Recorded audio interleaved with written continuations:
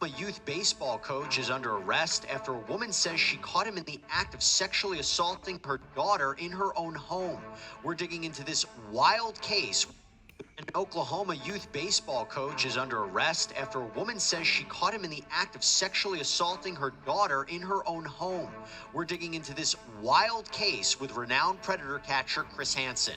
Welcome to Sidebar, presented by Law and Crime. I'm Jesse Weber. All right, we want to warn you that what we are about to talk about is extremely disturbing. I can't emphasize that enough, but with that warning, here we go. A man is accused of raping his own stepdaughter, and the abuse allegedly started when she was 11. Earlier this month, 39-year-old Donovan Scott Shepard, a coach for the youth baseball team Oklahoma Aftermath, was out at a bar in Moore, Oklahoma. And that's when he allegedly got into a fight. According to police, his wife came to pick him up, took him home to Oklahoma City. And according to an affidavit, the woman went to bed, but Shepard didn't. She went looking for him, entered her daughter's bedroom, and that is when she told police she saw him raping her 12-year-old daughter, again, Shepard's stepdaughter. The woman actually held Shepard up at gunpoint until the police got there, believe that. And to make this even more horrifying, when Shepard was arrested, police say both Shepard and his wife told them that Shepard was HIV positive. When police later interviewed this young girl, she told them that Shepard raped her and that this wasn't the first time this had happened. No, she told authorities she was attacked 6 times, starting when she was 11, and claims that he even assaulted her on her 12th birthday. This is how you look. Take a good look at the picture. This is how many of you look when you force these men to marry you. And you're not forcing them to marry you because they're actually good men, because many of them are not. You're forcing them to marry you because it's one of 2 things that I'm seeing in all of the things that we're reading in the WhatsApp group and in the Discord and in the website chat space. You're forcing these men to marry you because 1, you're exhausted and you want reprieve. You want someone else to take over the responsibilities for your life.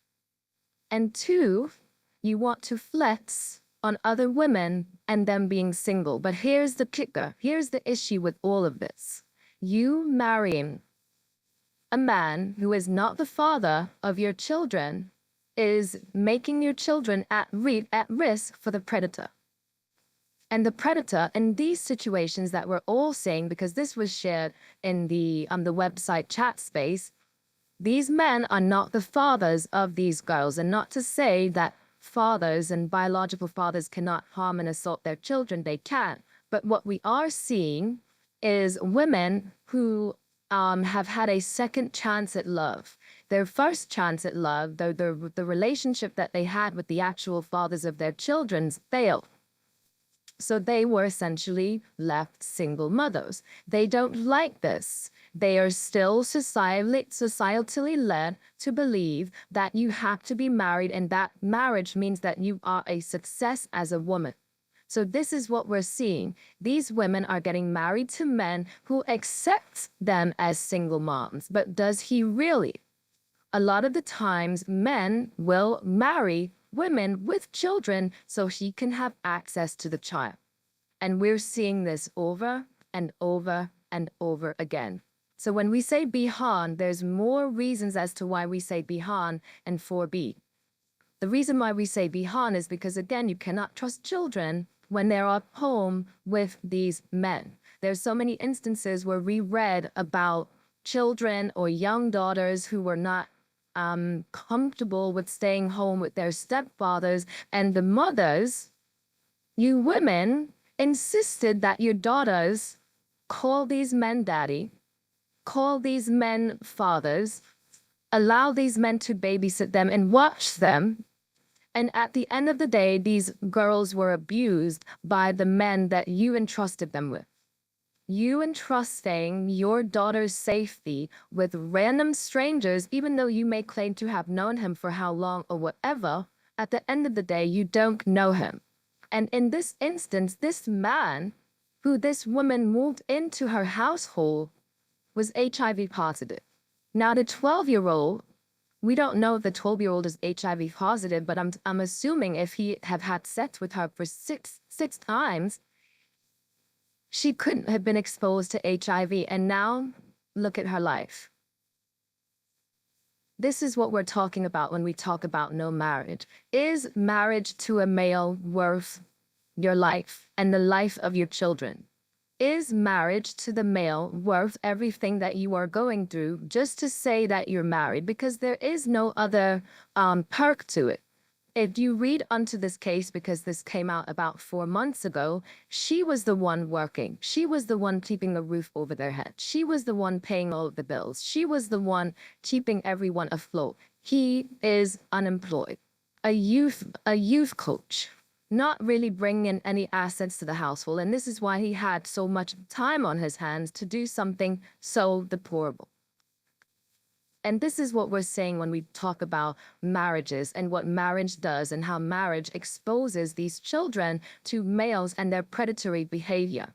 There was a comment in the comment section of this video, and the comment read that her parents broke up when she was 7 years old.